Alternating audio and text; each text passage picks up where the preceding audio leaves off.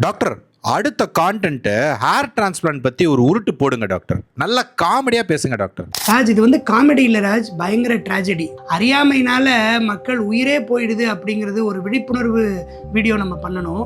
இது உருட்டு சீரீஸ்ல வந்தாலும் இது ரொம்ப சீரியஸான உருட்டு. உருட்டுலேயே உருட்டு, உலக மகா உருட்டு, உயிரையே பறிக்கிற உருட்டு இந்த இல்லீகல் ஹேர் டிரான்ஸ்பிளான்ட் உருட்டு.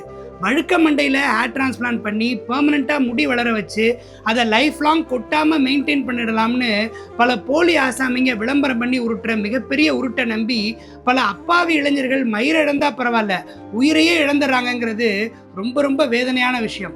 இப்போ 2025 கொஞ்ச நாளைக்கு முன்னாடி கான்பூரில் ஒரு டென்டல் கிளினிக்கில் ஹேர் டிரான்ஸ்பிளான்ட் பண்ண 2 யங் பர்சன்ஸ் அடுத்தடுத்து இறந்து போயிருக்காங்க.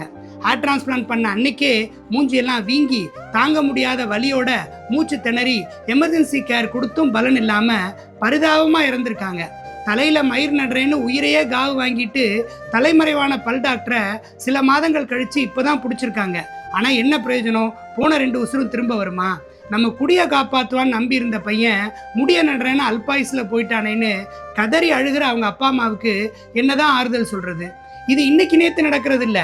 2016 நம்ம ஊர்லேயே ஒரு மெடிக்கல் ஸ்டூடெண்ட் ஹேர் டிரான்ஸ்பிளான்ட் பண்ணும்போதே இறந்துட்டாரு. 2019 மும்பையில், 2021 குஜராத்தில், 2022 டெல்லியிலன்னு எவ்ரி இயர் ஏகப்பட்ட ஹேர் டிரான்ஸ்பிளான்ட் டெத்து நடந்துக்கிட்டே தான் இருக்குது.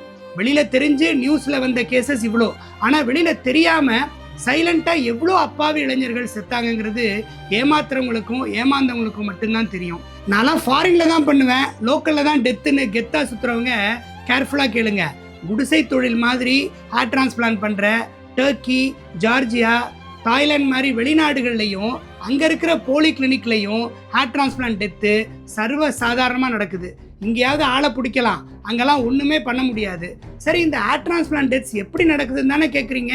அப்படியே இருங்க, அடுத்த வீடியோவில் சொல்கிறேன்.